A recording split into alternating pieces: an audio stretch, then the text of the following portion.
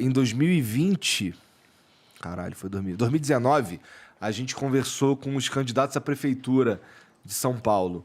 E, cara, as conversas, elas não tinham a ideia de fazer as pessoas votarem no A ou no B ou no C. Elas tinham a ideia de, cara, ó, você tá vendo um cara falar aqui livremente, esse cara é candidato a um cargo importante, ele tá falando aqui livremente sobre as coisas que a gente tá levantando aqui, que são dúvidas de um cidadão médio.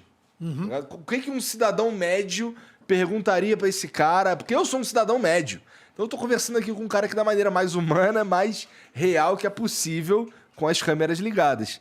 E aí você vai ouvir esse cara falando, depois você vai ouvir o outro cara falando, o outro, e aí você toma a tua decisão. Claro. Certo? Não sou eu que vou mandar você votar em ninguém. Tá ligado? Então assim, nesse ponto, eu acho que esse é o papel que eu cumpro aqui hoje, sabe? No Flow. E, cara, uma parada que eu queria te perguntar como é que tu vê qual que você acha que é o caminho, qual que é a evolução, para onde que vai o jornalismo agora nessa década? Bom, agora, no momento presente, que a gente tem mídias sociais assim tão exuberantes e que as pessoas usam isso para se informar pra caramba. Tem muita coisa que acontece instantaneamente nas redes sociais e tal. O jornalismo, como é que ele vai se adaptar? Será que eles vão ensinar na faculdade o jornalismo igualzinho ensinava 10 anos atrás? Não. Não. Aliás, acho que eles não sabem como é que vão ensinar de agora para diante. Porque tudo isso que você falou é uma realidade. Agora, o fato de todas as pessoas noticiarem as coisas, todas as pessoas registrarem e publicarem, não quer dizer que elas estão fazendo jornalismo. Sem dúvida. O jornalista tem compromisso com a qualidade da informação. É isso que diferencia o trabalho do jornalista de tudo mais que é feito em relação à informação. Uma coisa é você divulgar uma informação, outra coisa é você checar, verificar, buscar fontes e tentar eu digo que nós somos contadores de história e nós tentamos contar a história o mais próximo possível na maneira como ela realmente aconteceu. Você vai num determinado lugar, teve um acidente, você vai procurar as pessoas que possam contar como é que foi o acidente. E ali você junta e tenta juntar os pedaços, junta aquelas entrevistas para contar para as outras pessoas que estão em casa o que aconteceu.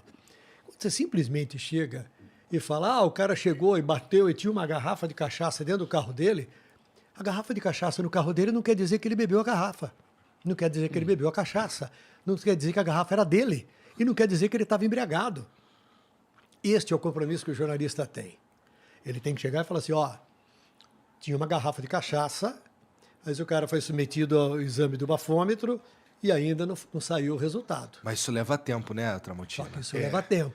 E quando você pega, então... O cara que vai na rede social quer publicar logo a garrafa de cachaça. Isso, ele começa com a imagem da garrafa de cachaça. E o velocímetro que trava a 200 km por hora? Aí você vai e procura especialista neste assunto, eles falam o seguinte, quando um carro está em velocidade e ele tem, por uma fração de segundos, um bloqueio, ele para, ou porque ele bate, ou porque ele trava, ou porque ele quebra, ou porque ele se choca com uma árvore, com um muro, há uma disfunção absoluta nos computadores e um veículo que estava a 30 por hora pode ir para o relógio, o velocímetro, a 200. E o veículo que estava a 140 pode parar no 30.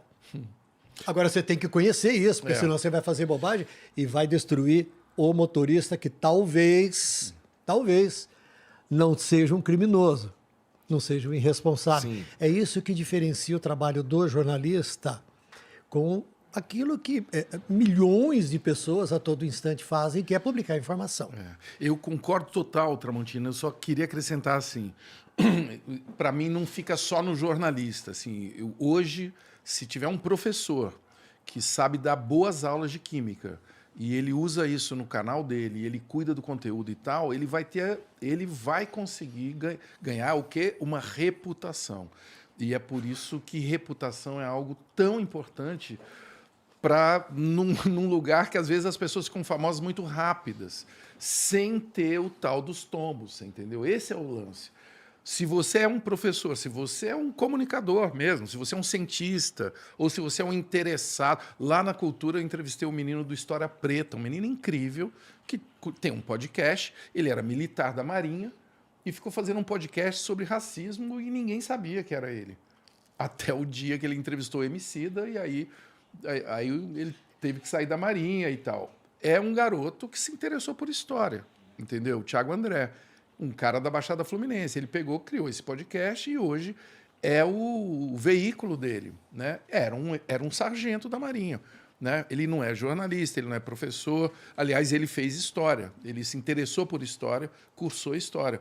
Então, para mim, não é só o jornalista. O jornalista, eu amo jornalismo, né? Eu inclusive, sou jornalista, tenho o maior orgulho disso. Agora, o jornalista, ele já se confundiu com o padre, com o médico da cidade. Era o cara que sabia tudo, que era o dono da verdade. Isso sempre me incomodou no jornalismo. O jornalista não é o dono da verdade. Não, nunca foi. Nunca, mas muitos acreditam que são. Muitos. Você concorda? Muitos se acham. Você O que você está falando, Muitos. A maneira que você descreve o jornalista eu observo que tem uns que se intitulam jornalistas, mas não o são, porque eles não se enquadram no que você está descrevendo como jornalista, que eu concordo que deveria ser o jornalista ideal. Mas, pô, Você vai falar nomes? Pô, eu nem sei nomes, para ser sincero, mas eu vejo a maneira... A produção está me pedindo para nomes. você entregar nomes para aumentar a audiência. Tá. Mas, pô, por exemplo, se a gente está falando sobre... se tiver uma notícia sobre um fato político, qualquer coisa do tipo, eu considero raro histórias que vão parar até em portais que estão preocupadas somente com a verdade e não em entregar um viés político ou uma agenda que vai enfiando ali e moldando a opinião pública, sabe? E eu considero isso uma falha brutal, assim, ela é até meio desonesta, na minha opinião, quando a gente está falando sobre até destruição de reputação, assim, que são coisas que a maneira que aquela notícia vem ao mundo, ela é meio filha da puta, sabe? Assim, a manchete, ela é meio arrombada. E assim, a gente tá numa época que, infelizmente, as pessoas não leem mais a porra da matéria. Eles leem a manchete e acabou. Né? Então, pô, pra você ter uma ideia, voltando mais uma vez aqui pro que aconteceu com a gente, pô, de vez em quando são as matérias, o Monark fala algum bagulho no Twitter, e, porra, a foto que tem lá do Monark no Twitter é ele assim do lado do bagulho do Flow, tá ligado? Pô, ele já não faz parte do Flow desde fevereiro, desde dia 9 de fevereiro, tá ligado? E até hoje, outro dia, o Globo noticia uns bagulho assim. E a maneira como eles noticiam as coisas, elas têm claramente um viés que pode ser destruição de reputação, pode ser um viés político, pode ser um monte de coisa. E eu vejo aquilo ali e eu sinto raiva do jornalista, em geral, sabe? Em algumas situações, em alguns momentos, em alguns lugares, você vê o jornalista assumindo papéis o repórter assumindo papéis que não é dele. É verdade. Que não são dele, né?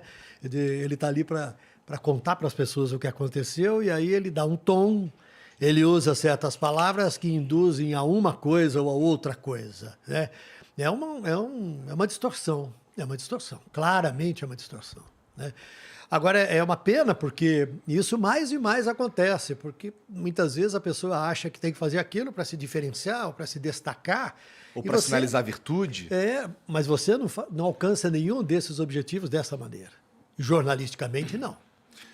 Pô, gostoso ouvir isso, Tramontina, de você, cara.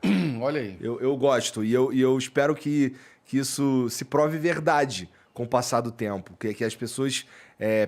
Porque assim, parece que assume-se que todo mundo que tá lendo aquilo ali é um imbecil.